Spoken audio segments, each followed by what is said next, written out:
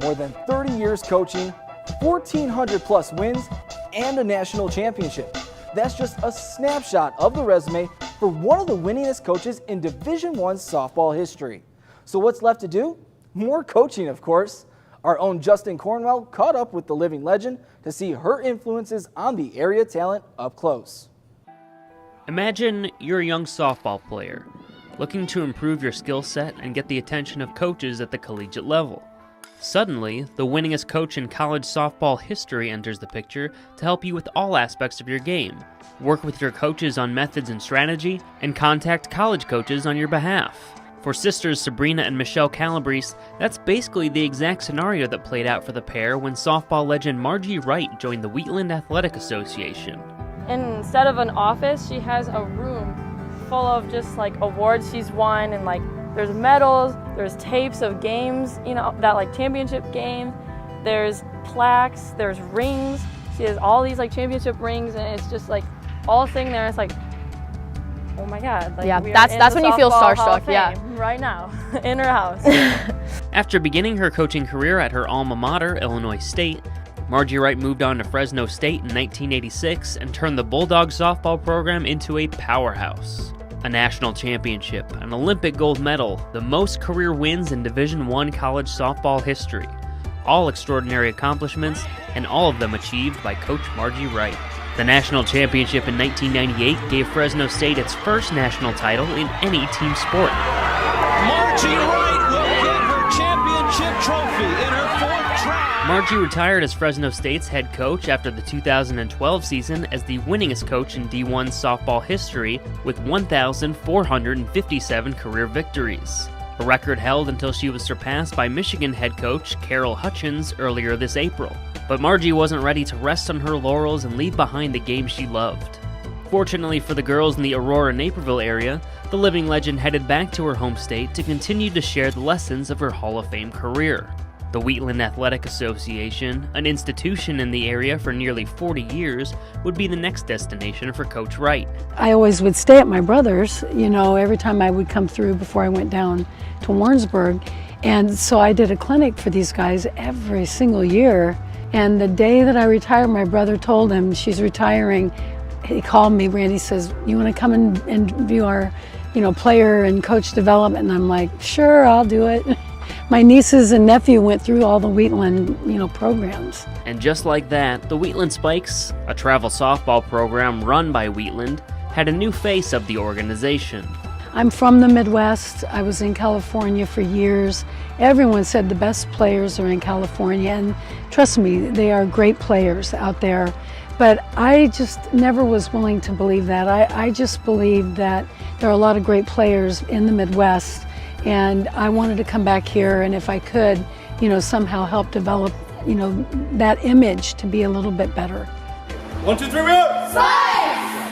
According to Wheatland Spikes director Bill Chevelle, it's not just the knowledge of the skills of the game that make Margie valuable, it's her desire to give back to the program, and to be a true mentor to the hundreds of girls who come through the Spikes program.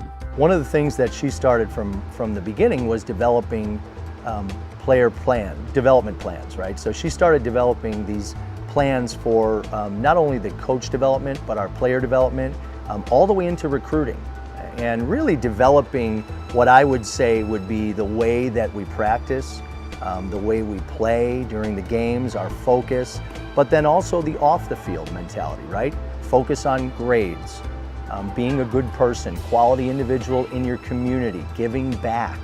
Not only giving back in your community, giving back to the program that helped you along the way. For people that are involved in softball, they'll recognize Margie's name right off the bat. She's also a great ambassador for our program when she's out in public. And for the girls who are especially in the high school levels, she's out there and she's helping them to find spots where they can go and play in college, and she's helping them to not only work on their skills and things like that, but to know how to go and talk to college coaches, what tournaments for these coaches to enroll in so that their players can be seen.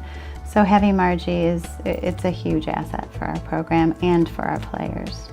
After fighting her entire career to bring gender equality into athletics, Coach Wright continues to work to further opportunities for young girls.